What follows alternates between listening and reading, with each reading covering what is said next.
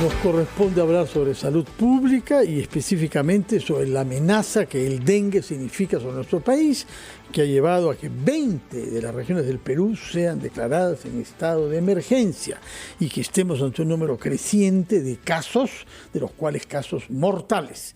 Por eso hemos invitado al médico Alexis Holguín, que es el presidente de la Sociedad Peruana de Enfermedades Infecciosas y Tropicales. Doctor Holguín, muy buenos días. Muy buenos días. Buenos días, bienvenido. ¿Cuál es la batería de medidas que se deben adoptar para evitar de que el dengue se vuelva una amenaza generalizada en nuestro territorio que causa muertes?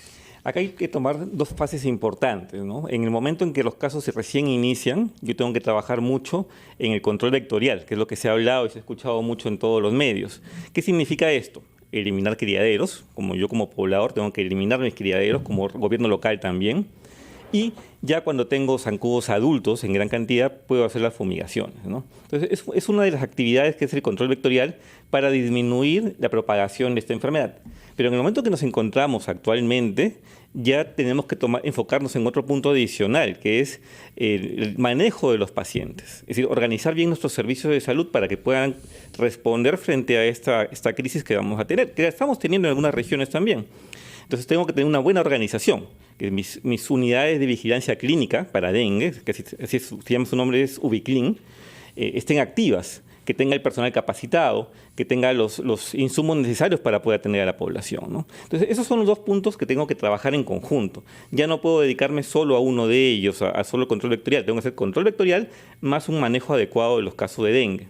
Ahora, ¿y cómo se manejan los casos adecuados de dengue? Porque el control vectorial, el ministro nos ha explicado, esto va a través de brigadas que tocan las puertas de las casas para entrar a fumigar, con alguna resistencia en algunas poblaciones por temor, digamos, a los químicos que se utilizan para la fumigación. Pero ¿qué pasa con la atención y con la supervisión de los casos a nivel médico? Acá tengo que diferenciarlos. Ya los criterios para el manejo, mejor dicho, las definiciones cambiaron hace algunos años y tenemos dos puntos importantes. El dengue sin signos de alarma, yo lo puedo manejar en casa, es el paciente que tiene fiebre, dolor de cuerpo, sale dolor de articulaciones, salen manchitas en el cuerpo. Ese paciente lo puedo manejar en casa con hidratación oral, es decir, cualquier tipo de líquidos y reposo, y sus analgésicos como paracetamol.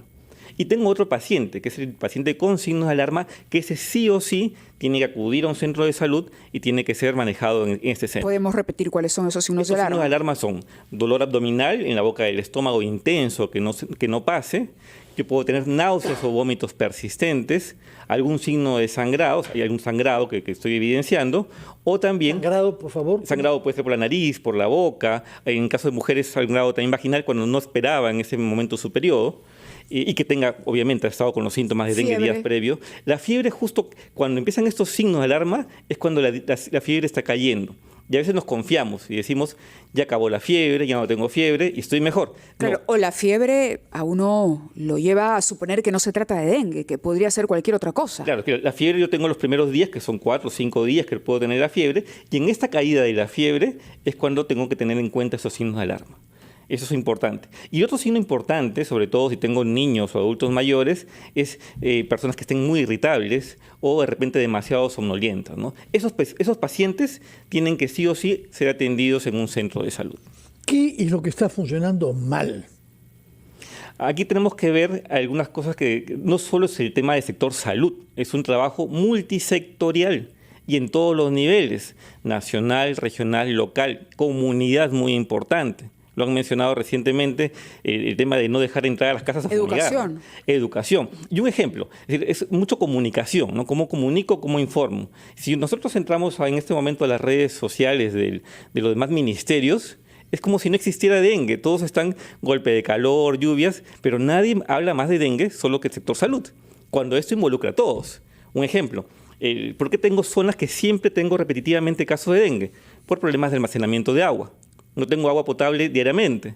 Y ahí tiene que intervenir, ¿quién? Vivienda. Es decir, ese diálogo articulado entre ambos y decirles, mira, este sector no lo puedo controlar con mis intervenciones. Tengo que ser priorizado para que tenga agua y desagüe en esta zona. o ambiente. El cambio climático está totalmente asociado con esto. ¿Qué pasa con las autoridades o el trabajo coordinado con autoridades locales y regionales? Por ejemplo, muchas municipalidades administran piscinas y el día de ayer comentábamos sobre este tema, porque lo tocamos todos los días a raíz del número de casos que se ha registrado, que las piscinas también son un foco para la infección. En sí, todo donde yo pueda almacenar agua, es decir, más que la piscina, los recipientes que puedo tener en mi casa. No, yo entiendo, pero me pongo a pensar en, estamos en verano, hace calor, los niños están todavía de vacaciones y bueno, están jugando con agua, están yendo a piscinas, están inflando piscinas, el que tiene de repente, claro, en la casa, ¿no? O no se ha podido inscribir en una piscina o club grande, pero sí está improvisando su piscina en su propia casa. Exacto. Y ahí es un foco importante donde yo puedo tener un criadero, un potencial criadero. Entonces, para eso sí están los inspectores. En el control vectorial hay dos grupos de trabajo. Los inspectores, que son los que van casa por casa y revisan dónde puedo tener criaderos o dónde ya hay larvas de repente del mosquito. Y a veces hay mucha resistencia para que ingresen estos inspectores. ¿Es segura la fumigación?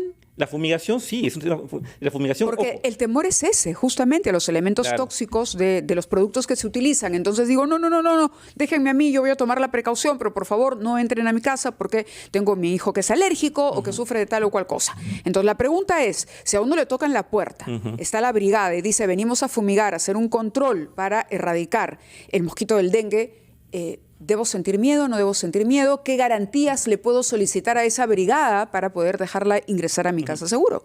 Importante pregunta. La fumigación es en sí una termonebulización. Es decir, no es que todo lo que yo estoy echando es insecticida, es un poco de insecticida mezclado con otras sustancias, con agua también. Termonebulización. ¿Qué hace la termonebulización? Al chocar o al tocarlo al mosquito, se va a morir. Por eso es que se da en ciertas horas de la mañana y de la tarde, nada más.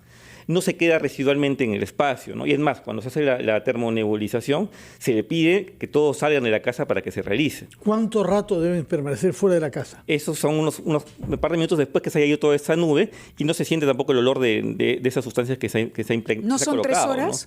¿No? Dependiendo de dónde se realice, ¿no? Pero eso de acá acabo mi termonebulización, termino de realizar todo ello, abro las ventanas, abro todo para que se pueda ir todo este humo que quedó y puedo ingresar nuevamente. ¿Y cuánto tiempo está protegido ese hogar? No, es que hemos mencionado que es solo contacto con el zancudo. Es decir, esta intervención sirve para mandar zancudos adultos. No es que se quede impregnado y va a matar a los zancudos que vienen después. Es por eso que las intervenciones en la fumigación o en la termonebulización solo funcionan si todos abren la puerta de su casa. No sirve si es que de una cuadra de 10, solo 5 abrieron. Esa intervención no sirvió. Y eso es importante para que puedan ingresar. Entonces, esa es llegar a la población y mencionarles. Esto es una intervención segura, pero tenemos que colaborar todos. Porque no sirve si es que yo solo intervine un par de casas. Eso no funciona. Ahora, respecto del clima y de nuestro territorio, ¿dónde están las zonas de riesgo y cuáles son las zonas a las que no va el zancudo? Porque no son todas las regiones, sino solamente 20. Explíquenos cuáles son las que no. Y por otra parte, en esta perspectiva queremos saber qué hay que prever para el inicio de clases, que va a tener lugar dentro de menos de 2 semanas, y sabemos que hay un tema de agua y depósitos de agua, etcétera, en muchísimos colegios de nuestro país. Sí, en el caso del zancudo, que es el vector que va a transmitir esta enfermedad, se encuentra prácticamente en toda la costa y en algunos valles interandinos, en la zona de selva también. No vamos toda la costa, porque es hasta Ica, que se había considerado inicialmente arriesgado, ¿no? Hay casos, pero también Aedes, que es el mosquito, lo podemos encontrar en otras partes de la costa de la zona de Arequipa y Tacna también. Más abajo, más al sur, conforme la temperatura es más fría, no vamos a encontrar muchos zancudos. Es decir, si nosotros preguntamos casos de dengue en Chile, en nuestro país vecino, no lo vamos a ver. Es más tropical. Sin embargo, hay un cambio climático y esto ha traído nuevas zonas que va a permitir que ese zancudo siga también reproduciéndose más rápido también. El calor hace que el zancudo se reproduzca mucho más rápido. Permítanos, por favor, hacer una pausa, doctor Holguín, y retomamos nuestra conversación con usted, porque realmente es importante que todos sepamos lo que está pasando y lo que debemos hacer para evitar que el dengue se vuelva una amenaza sanitaria nacional. Vamos a una pausa y retomamos nuestra conversación con el presidente de la Sociedad Peruana de Enfermedades Infecciosas y Tropicales. Ya retomamos nuestra conversación con el doctor Alexis Holguín. Estábamos conversando sobre las medidas de cuidado que hay que tener ante la propagación y el avance del dengue. Y nos explicaba, por ejemplo, que durante la pausa nos decía algunos datos interesantes sobre el uso de piletas y piscinas. Nos decía que las piscinas no suponen mayor riesgo mientras o siempre y cuando el agua esté circulando permanentemente. Ese es un punto importante. Además que tenemos que las piscinas que están autorizadas tienen siempre un control por parte de la DIGESA, que van a ir revisando todo ello. En sí, un punto que de repente que nos descuidamos mucho es las piletas o las zonas donde yo tengo agua, fuentes de agua en los parques que están ahí sin moverse como agua estancada, agua limpia estancada, o a veces colocamos recipientes de agua para animales, ¿no? Para pajaritos, para nuestros perritos, nuestros gatos.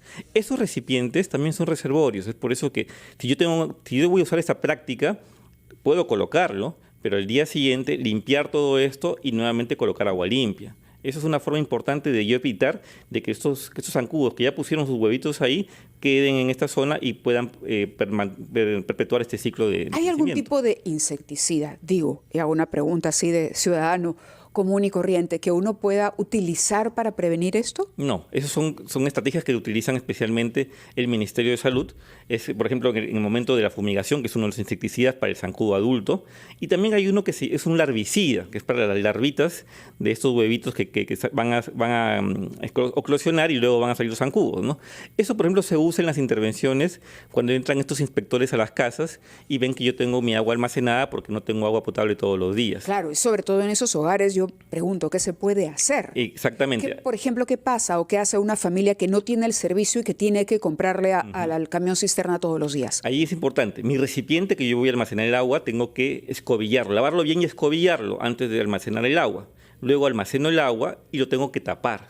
Y también la autoridad, el Ministerio de Salud o la autoridad local o regional va a ir y les va a entregar, les va a colocar ahí es un larvicida especial que se coloca en esta agua. ¿En el recipiente o en el agua? En el recipiente del agua para que pueda eliminar estas larvitas, ¿no? Pero lo más importante, escobillar bien, lavar bien este recipiente y taparlo.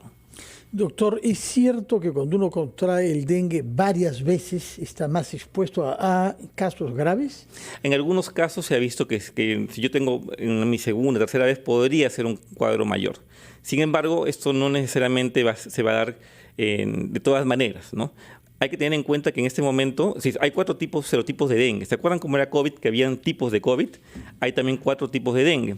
Algunos de ellos están asociados con mayor cuadros más severos. Sí.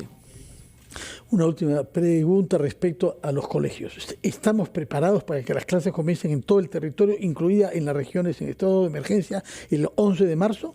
Aquí lo que tiene que garantizarse es que esos colegios no tengan criaderos.